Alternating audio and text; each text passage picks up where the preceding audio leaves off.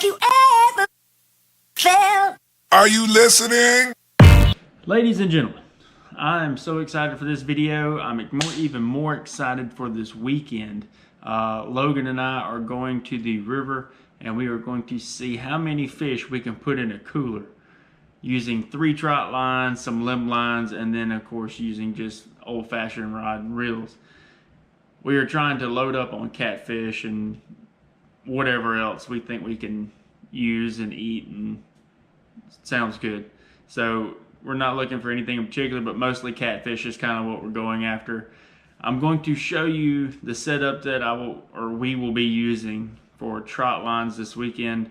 These are bought. I did not make these, and so I'll kind of show you how I rigged them up, and if you're interested in getting some, you should do that. All right, so let's look at the setup right now. So the one that I did buy, I got this from Walmart. It was 15 bucks.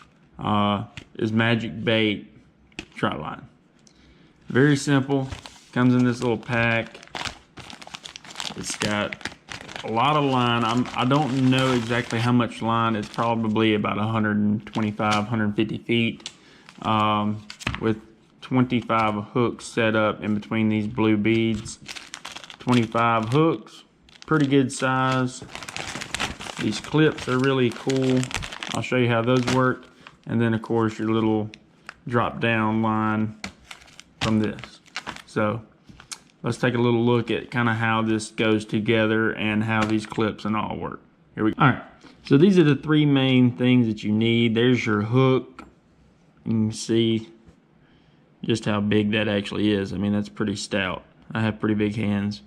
That's a pretty good size hook. That's probably like a 3/0 or 4/0 hook.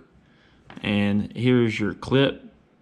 These things are real slick. You got a little push release. You slide the rope in between that and just release it back. And it's got a little brass swivel on it, pretty good size swivel. And so we'll put one of these on here first. Man, if y'all ever want to check that brand out, Anku, I got this off of Amazon, and this has been like the sweetest little knife, man. I wanted one with a funky tip or blade. My brother had like a straight razor where it was just boxed right here, like take that point off. It was just a box blade just like that, and I thought that was really cool, and so I wanted something unique, and I went and got this one just to see what I like. And man, this thing is sweet. Alright, so we're going to take one of these drop down lines. Looks just like this. You have to be a little careful. Some of these will fray at the end. What I do to kind of help me solve that is I will, when in doubt, burn it out. Just kind of harden the tips of it just a little bit, and that'll help kind of keep it from fraying on me. So I take this side, put it through. I do like the old little fisherman's knot or whatever. I don't know. You just kind of twist it. I twist it about 3 or 4 times. Run it through. Slide it down. And there you go. That's on there. All right. Same thing with the hook. Little fisherman's knot. And I try not to leave too much slack on this end, just to kind of hide the hook a little bit. I'll pull it down a little bit like that. Be careful not to poke yourself. So something like that. All right, very simple. And you do that 25 times, basically. Comes on this little styrofoam box. I don't like that. I took it off. I watched a video on a guy doing the exact same thing that I'm doing, and I'm just kind of making it myself. And I probably did a few things different, but I'm kind of using his setup. I took a pool noodle.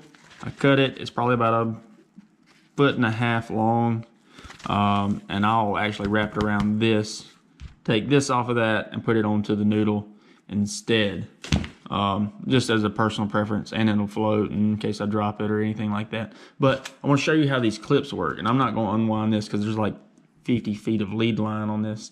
But pretend, all right, so I'll use this blue end. Like pretend there's another blue bead right here. It'll be something like that, and you'll put the clip in between the two. All right, so you do this, run it through that right there, let it go, boom, it's hooked on there. Just like that, and it'll drop down. You'll have your hook, your bait, and all that below that. And you have 25 of those set out, and you tie it up the limbs or under rocks or whatever, and to kind of anchor it down. I do have to go get a brick or something like that to kind of weigh the middle of it down, so it'll drop down deeper, deeper portions of it, and then kind of run up like a U or a V shape. So I'll go show you my rig real fast of kind of how I have my other two already set up and in a bucket.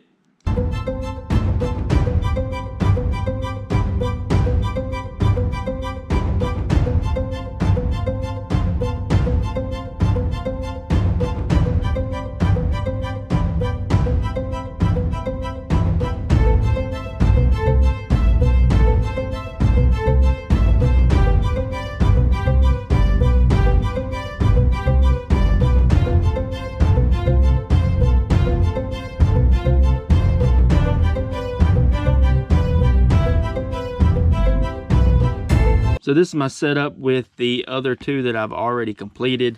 As you can see, I wrap my string all around. I cut with my knife a little slot in the noodle so it holds the end, as you can see, like that. It just kind of slides down in there and helps hold the ends. And I did that on either side right there with the other one. So, and I have my hook set. I'll just clip these on as we're setting it out. We'll bait it, clip it on, and just go down the whole row. That's 25 hooks, and all the clips and all are at the bottom. And as you can see, the same thing. So I'll have 3 the exact same way. So 75 hooks plus probably 3 limb lines and rod and reels. So we're gonna set up and do this, probably check and then reset 2 or 3 times in the day, let it sit overnight, and then come back the next morning and check it out and see what we've got on that. So we'll be filming that this weekend, and we'll see how that goes.